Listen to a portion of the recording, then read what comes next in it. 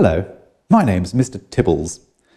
I once had a friend called Mr. Bunbuns. We were best friends. Unfortunately, Mr. Bunbuns died in the hands of Big Clive. Big Clive stuck an explosive charge right up his... All right, boys and girls, the new Milwaukee area light is here to replace the chintzy work light.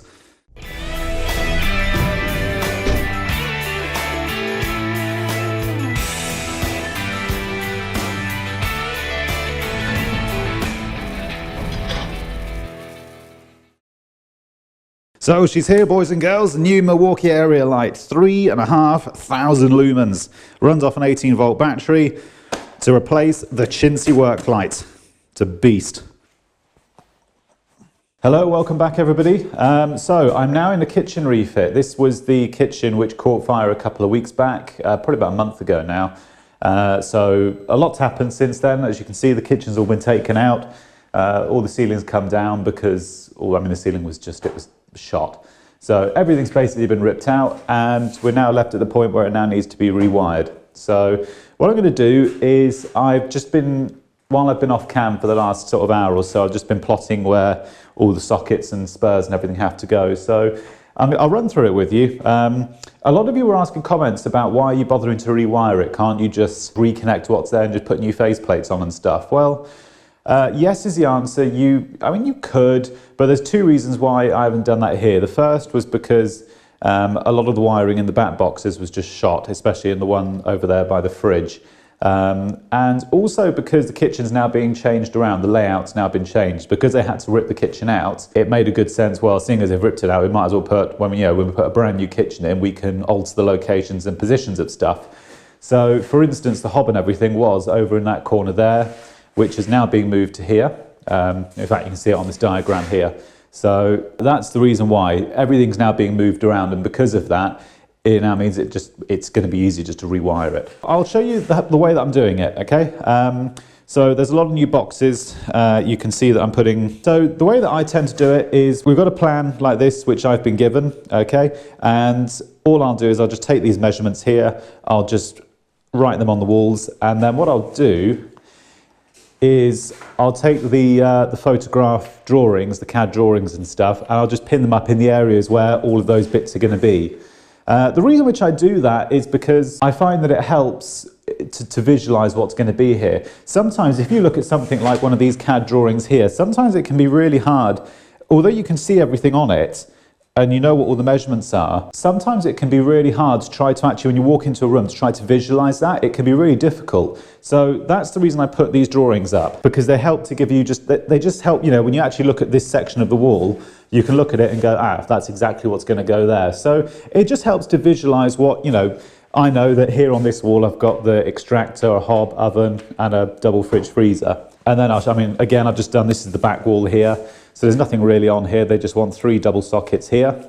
And on the main kitchen wall, the sink is all staying here and everything.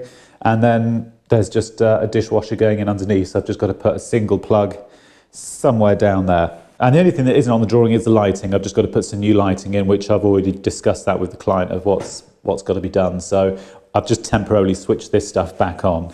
But later on today, I'm just going to rip all this out and I'll just rewire, I'll just run some new cabling in, and that'll be the lights sorted. So I've got a lot of socket box cutting out to do and stuff. There's quite a lot here I've got to get on with. So I will show you my progress later on today, because I've got to get a wiggle on here, which does remind me, all of the applications for apprenticeships and stuff, I have been getting them. I just haven't replied to any of them yet because I've just been too tied up. I will get around to it because I do need a pair of hands, so I've actually got to put my foot down and get on with that. But I have received all of them. I just haven't actually sifted through them all one by one yet.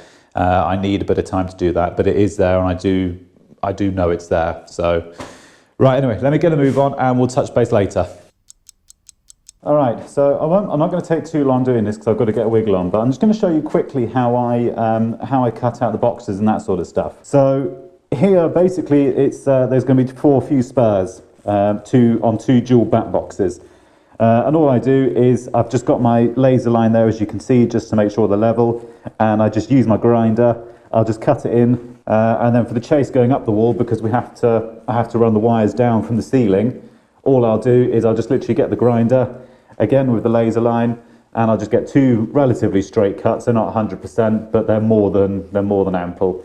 And I'll just get two straight cuts all the way down, and then I'll just go across with the grinder, as you've seen, and then we just get the SDS drill here, and then I just literally chip it out, and it gives you a nice smooth back like that. In fact, I'll even show you if you want.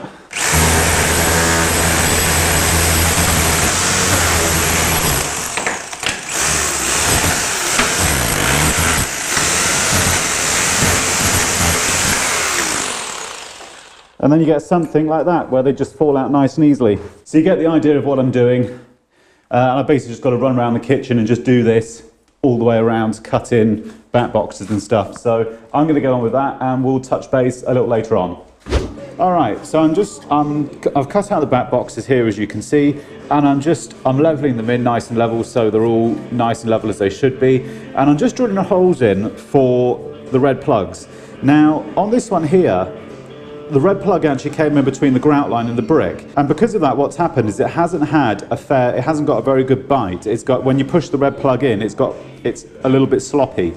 So that goes back to one of the reasons I was talking about using 10 gauge screws, because one of the things they do over the traditional 8 gauge screw is they just help to take out any of the slop in the screw. Because it's a thicker screw, you help to remove any of the slop in case the hole is a little bit bigger than it should be. Okay everybody, so the back wall is now done, so I'll pan around and you can have a look. So what we've ended up doing is I've put, we have a bit of a rodent issue here. I mean, where in London doesn't have a rodent issue, but here I noticed when all the kitchen came out there were a couple of mice droppings and stuff down here. So what I've ended up doing is I've just put some 20mm pipe in with some Copex coming up the wall, and then it just goes into regular capping. And then over here we've just got a double socket, and then we've got 4 fuse spurs. So one will do the oven, one will do the hob, one will do the fridge, and one will do the extractor. So the fridge and the extractor are both just 1mm because they're just going to run on 5 amp fuses. And then we've got the hob, that's also 1mm. The oven will be a 2.5, and then the sockets, that's the ring coming in and the ring going out.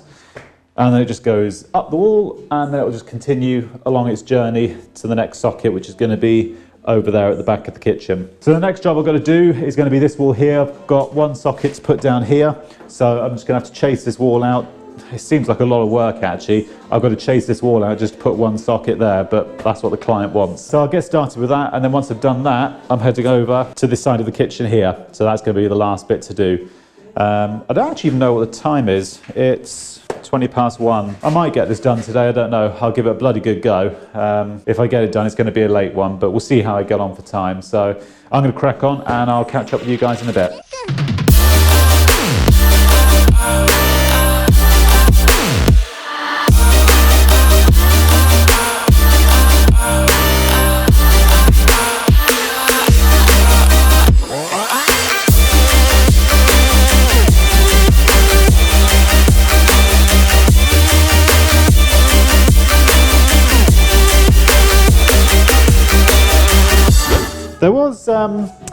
There was somebody on the first fix of that house rewire I did, and there was somebody who mentioned using capping nails instead of plugs and screws like I'm using. But the only problem with capping nails is all right if you're going into like light masonry or something, but going into dense brick like this is just capping nails. Just they bend when you end up hitting your thumb and getting angry. And so I'm just using the old-fashioned red plugs and screws. But if anybody's got a better suggestion, by all means leave it in the comments below, because this is the way that I do it if I've got to put capping on. All right, so this socket is now in, the capping's now on, so this is now ready to be plastered over. Now there's a cupboard going up here, and there's worktop going below here, which is why we've mounted the socket here. Now it's worth mentioning that generally in the UK, I don't know about other parts of the world, but in the UK, worktops will, the base that you see that goes in the kitchen will be at 900, which brings you to about there somewhere. Now you've got the worktop to go on top of that, which can be anywhere up to about 60mm, so you've got to take that into account. And then generally between the base of the top of the worktop and the centre of the socket, in an ideal world about 150mm is what you want, somewhere around there, but it does depend, because it depends on the height of the cupboard up above. Most cupboards generally tend to start between 14 and 1450 off the deck as a rule of thumb, but that's just from, I've measured the old cupboards in here were 1450. a job I did, that house rewire I'd done a couple of weeks back, they were 1400. So around that sort of figure. But the reason for that is you get a nice symmetrical finish rather than having the socket offset, if that makes any sense. So it's one of those things, you'll have to check what height the cupboard is to dictate where your socket's going to go. But whatever the case, wherever the worktop ends, which is going to be about 950, you want to try and keep about 100, 150 mil gap, so that when you plug something in, you're not snagging the cord. And there you go, that's it. So this one's done, and I'm now going to head over to the other side of the room and get started over there. So about halfway through, I'd say, somewhere around there.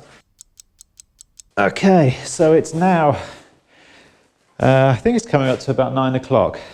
I've had to stay here late because I'm on holiday this weekend in Paris, so I've just got to stay late to get this done. So sockets are all in and done. All I've got left to do is the lighting circuit up there, so I've just got to tap into the existing junction box and just run some new wires in for the downlights, and that's it, we're done. Right, I am now finished. It is now 20 past 10, so that's it, basically all finished. Lighting is all now in.